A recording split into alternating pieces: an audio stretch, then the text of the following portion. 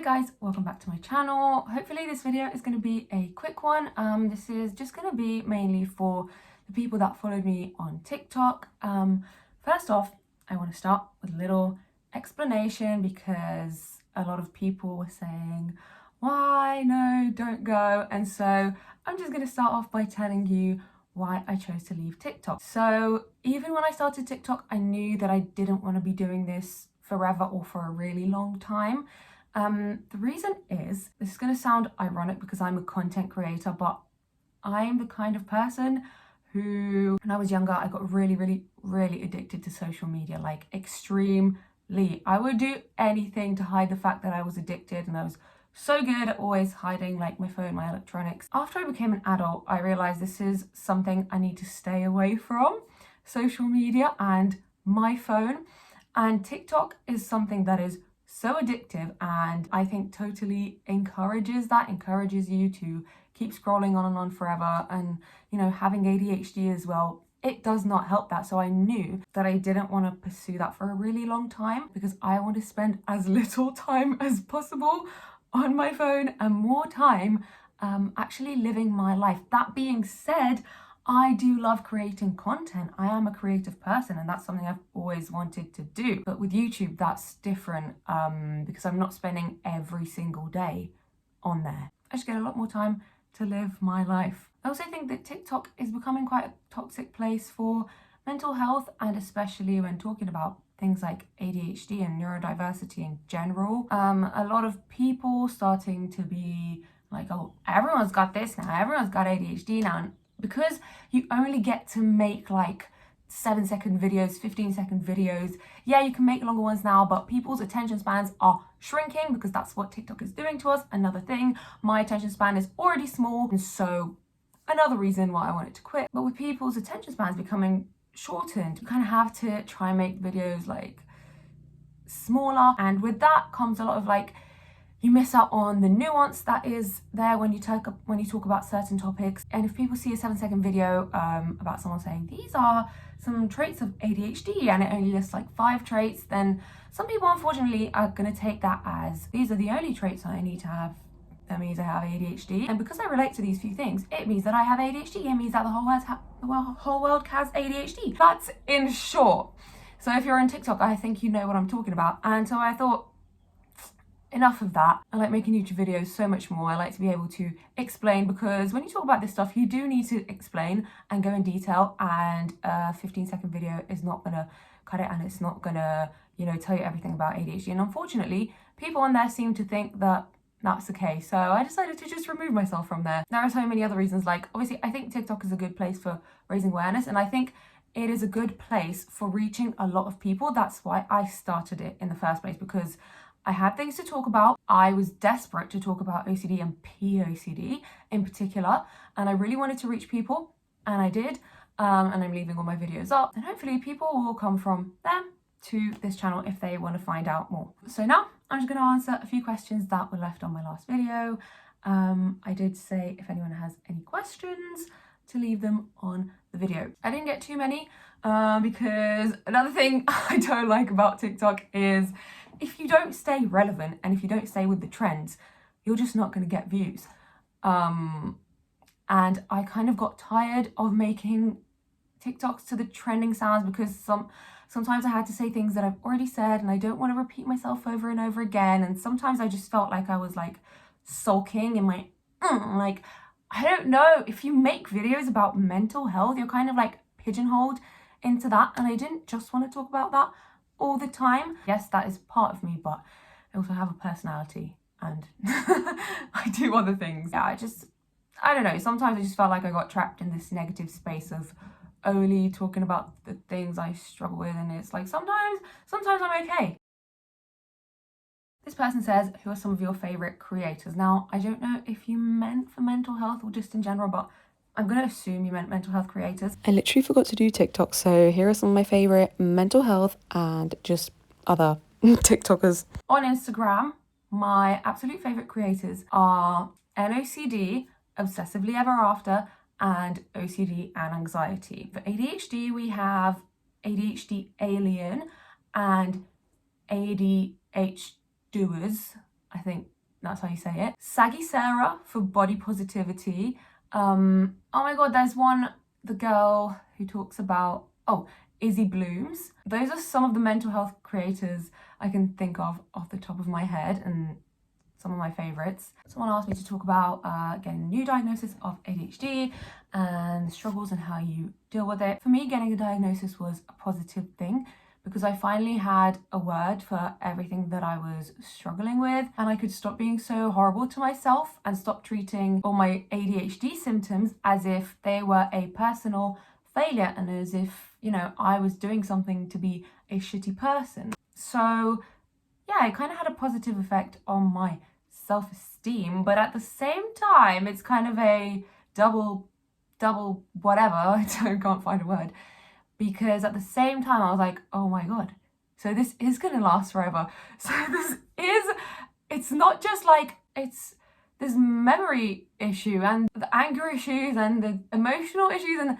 everything else that I've struggled with until now. It's just a thing that's within me. It's not because something happened. Like, I have that brain, so I'm stuck with it.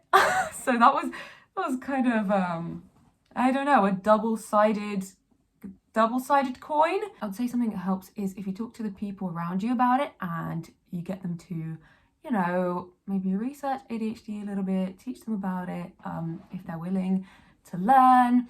That's really important, not something that I could really apply in my life because but if you can apply it in your life, I think that would be a great help if you have a good support system. I do not, and so that's why I couldn't really apply it in my life, but I'm still fine. But it took a lot of time for me to be fine. So getting my diagnosis also made me a lot more patient with myself. Yeah, just researching and understanding your brain is really important, and, you know, working with a therapist, psychiatrist, if you can, someone that specializes in ADHD. Before getting my diagnosis, I had a therapist who just didn't give a shit. I mentioned to her that I thought I had ADHD, and she said to me, oh, it wouldn't even matter if you had ADHD. And she was doing CBT therapy. If you have a kind of therapist that says that it doesn't matter and keeps doing therapy on you that feels like it's not helping you, then please dump them, because they don't know what they're talking about. I'm currently going through the POCD theme. Does your OCD ever make you feel like you're in denial and it's not OCD? Yeah, this all is a part of it. It's the what if, right? OCD is called the doubting disorder for a reason, because it makes you doubt everything. And if you have OCD, you're likely to have massive imposter syndrome along with it. That basically just makes you question your obsessions. But that is just OCD. That is just another way of OCD trying to keep you in its grip by making you think, wait a minute, maybe this has not been OCD all along, or maybe I had OCD but actually now I don't, and now I'm just a bad person. The truth is, you're not. That is an intrusive thought. That what if question is an intrusive thought, and it's trying to make you panic and just trying to make you ruminate again, which is OCD. Think about all the time that you've suffered from these intrusive thoughts and ruminating and compulsions and the whole OCD cycle, and realize that your OCD is trying to trick you into telling you that you don't have OCD, but you do. Someone wanted me to talk about false memory and how to stop feeling stuck and how to live with the memories. For me, this truly was the hardest part of getting over my OCD. The way I did it, and, you know, it may be different for everyone, but for me, I had some trauma attached to the certain false memory, the certain theme. And so I had to, and I know this is probably the worst nightmare of someone with false memory OCD, but if your therapist encourages you to share your false memory, do it. And I know probably a lot of people will be like, oh my god, but it's the worst thing ever. Oh my god, but like, I thought to myself, I will kill myself. I'll be dead before anyone knows, before anyone finds this out. But it was not the case. And it was the hardest therapy session I've ever had. And it was the most, you know, disgusted, horrified, I just felt the most horrible emotions ever. But I said it.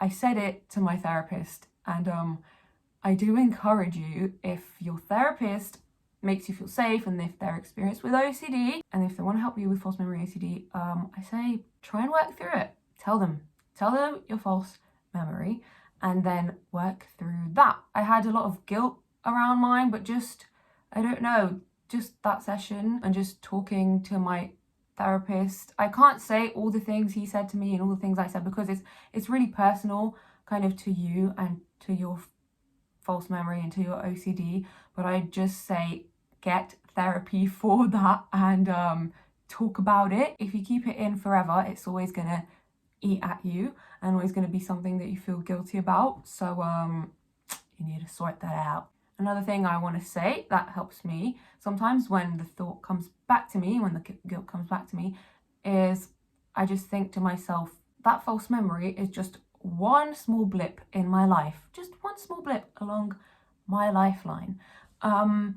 It does not make me who I am. It doesn't define me. My actions, my everyday actions show who I am. So why would I let that blip in my life define me? And I always remind myself that I grow and I learn every day. And for most of us, a false memory is going to be something that happened or didn't happen. You know, this is the hard part, you know, you don't know if it's true or not. But you do have to become okay with not knowing, and you have to become okay with the fact that it might be true. And if it is true, that is fine. No wonder how horrible it may be, because for a lot of us, this probably happened a long time ago and you are a completely different person, and I'm sure the circumstances around you affected whatever happened or didn't happen. And personally, I became okay with the uncertainty, and I became okay with the fact that it might be true and the fact that it doesn't define me, and that the circumstances around me caused whatever. And that's just, if you deal with false memory OCD, you're gonna understand what I'm saying. If you don't, then you'll be like, what is this bitch saying? Why is she talking in riddles? But that's how I'm okay with it, and I am, and I know that I'm a good person, and I do things that in my everyday life to define who I am. I don't let a little blip define me. So yeah.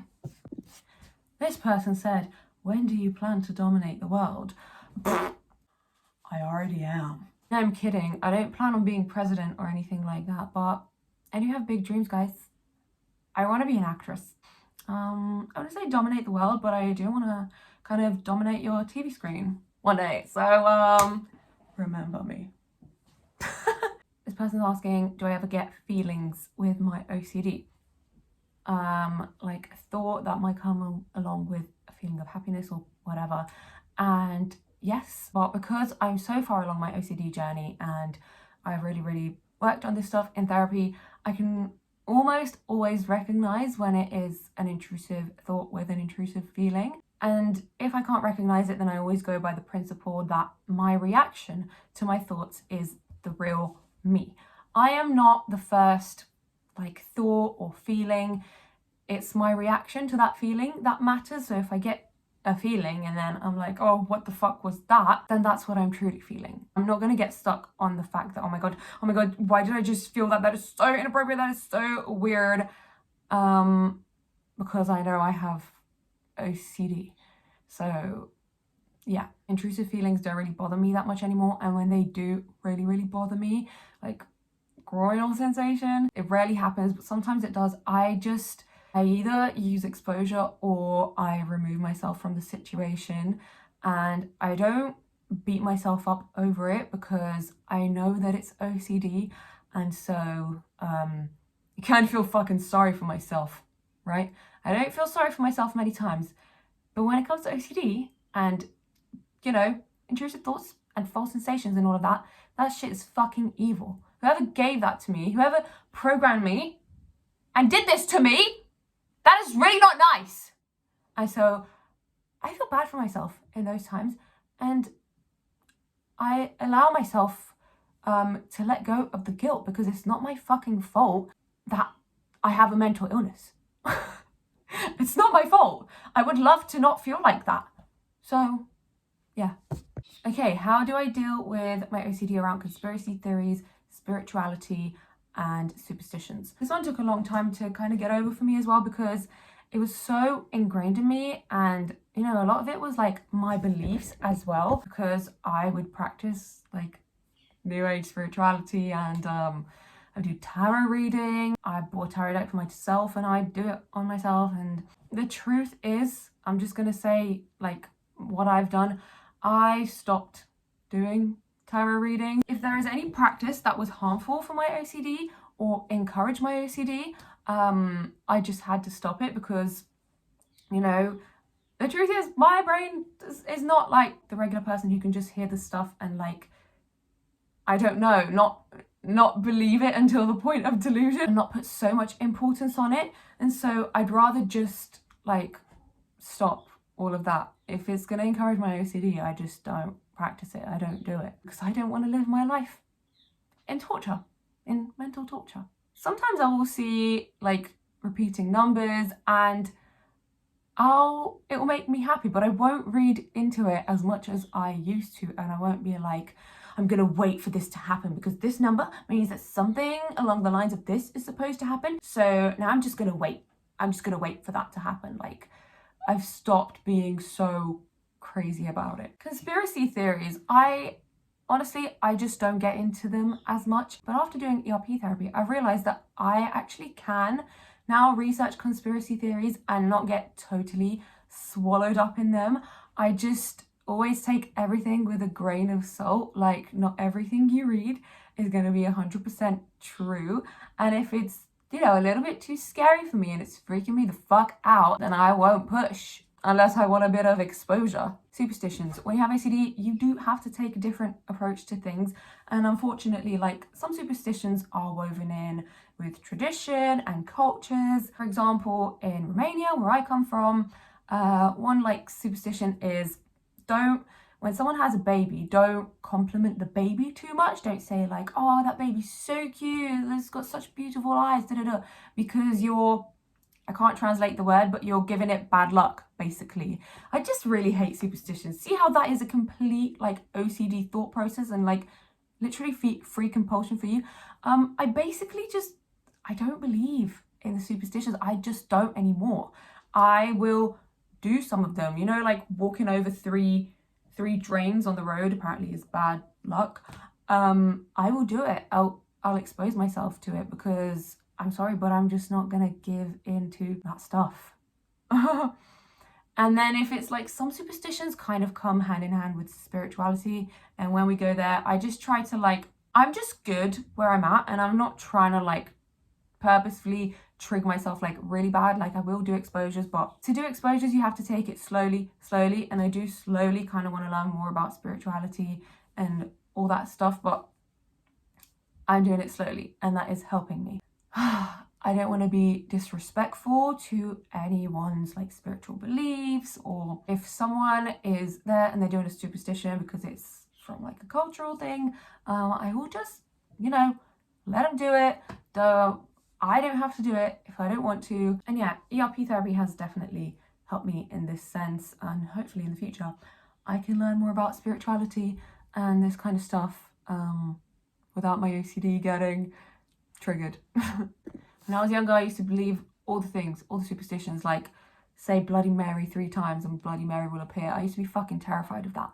And basically the way to deal with a lot of superstitions is to do it and expose yourself and say Bloody Mary 3 times. Yeah, the way to get rid of your fear around superstitions is to break the superstitions. This topic is nuanced, and I could make like a half an hour video about it, right? Because like I said, some superstitions are woven in with religion and tradition, and when it gets to that, it's a bit more sticky. And so, but just with typical superstitions, I do exposure. If I'm going somewhere and it's like a tradition, but it's kind of a superstitious thing, I'll do it, and I'll remind myself that I'm not doing it because I believe the superstition, but I'm doing it to be respectful, right? Like I explained to you with the not over complimenting the baby thing, but I do not believe in that. Oh my god, I literally double checked, triple checked, quadruple checked so much that I wouldn't miss any questions, but I did. So I'm going to quickly answer this question. So the first part, can you better define hyperfixations? For me, this is what it's like for me. So I usually develop a really intense interest or an obsession, one would say, with a topic or something or a person. It can be anything really. And I'll give you examples of hyperfixations I've had so you can, it's easier to understand from an example. So for example, I had a hyperfixation with learning Portuguese. Now, I'll call that hyperfixation because I became really obsessed with the language. I started watching everything in Portuguese. I started only listening to Portuguese music, Portuguese podcasts, and I was trying really hard on Duolingo and everything I could for like 3 months, and I've completely dropped that. Now, if we go back to quarantine, I developed a hyperfixation with becoming a singer. I bought myself a professional microphone. I wrote songs. I wrote so many songs like crazy. I've probably written about like, God, many songs in my lifetime, but in the span of like 1 month, I probably wrote like 20 songs. I recorded and I tried to like mix them in editing software. I even made music videos. I posted that shit. It's all come down now. Yeah, that only lasted about a month, but it was really intense, and I thought that this was going to be my life and it was going to be everything, but I got bored of it, and now that microphone belongs to someone else because I sold it. Those are just some examples. I have way more, but I don't want to make this video too long. And then with the last part of the question, can you only have hyperfixations with autism and no special interests? Honestly, I'm not sure. I'm not an expert, but from what I know, for an autism diagnosis, you need to take criteria 1 and 2, which is the social communication deficits and then the restricted repetitive movement and interest, which I guess special interest would go into that, but then also things like stimming and difficulty with change goes into that. Autism is a spectrum. I don't have all the answers, and that's not really a topic that I talk about, although it is one of my well, it's a special interest. It's definitely not a hyperfixation because I've been researching it for the past 4 years now, so oh, yes, I wouldn't call that hyperfixation. But yeah, keep in mind that autism is a spectrum, and as long as you tick, you know, the certain criterias that you have to tick, you don't have to have every single thing. Like, not every autistic person is the same. So if you don't have a special interest and you just think you bounce from hyperfixation to hyperfixation, then that is valid, and that might be because you have autism and ADHD. So that's a wrap. So those are all the questions I got into my video. I hope that was a little bit of help. Please subscribe to this channel for more mental health content. I won't be posting like crazy, but I probably will be posting like once a month. And if you want to subscribe to my main channel, I will link it in the description. And yeah, thanks for watching. Hopefully some of you will come along for the ride on YouTube. If you've come from TikTok, thank you very much. I hope this video has explained things to you and helped you in some way. Bye bye now.